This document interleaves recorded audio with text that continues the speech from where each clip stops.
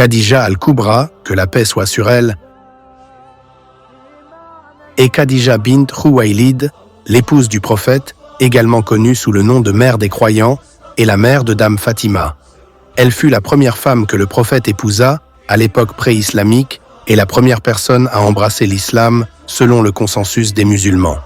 Aucun homme ni aucune femme ne l'a précédée dans l'islam, à l'exception d'Ali ibn Abi Talib. Elle était parmi les nobles et les notables de Quraysh et était appelée la pure à l'époque pré-islamique.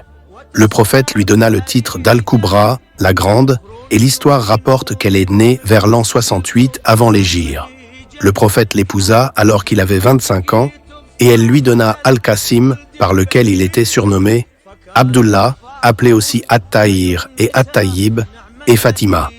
Elle se tenait aux côtés du prophète, l'aidant et le soutenant, au point de dépenser sa fortune considérable pour le succès du message et la réalisation des objectifs qu'il visait. Le messager d'Allah avait un amour profond pour elle et ne cessait de la mentionner et de faire son éloge. Il répondait à ceux qui lui disaient qu'Allah l'avait remplacée par une meilleure épouse. Non, par Allah, Allah ne m'a pas donné meilleure qu'elle.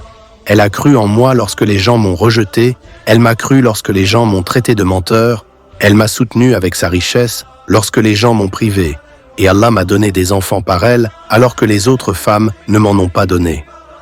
Khadija mourut à la Mecque 3 ans avant l'hégire, à l'âge de 65 ans selon l'opinion la plus répandue.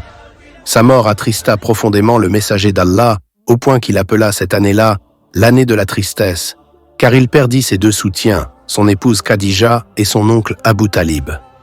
Il descendit lui-même dans sa tombe pour l'enterrer, à Al-Hajjun, et l'enveloppa dans son propre vêtement, puis dans un vêtement du paradis.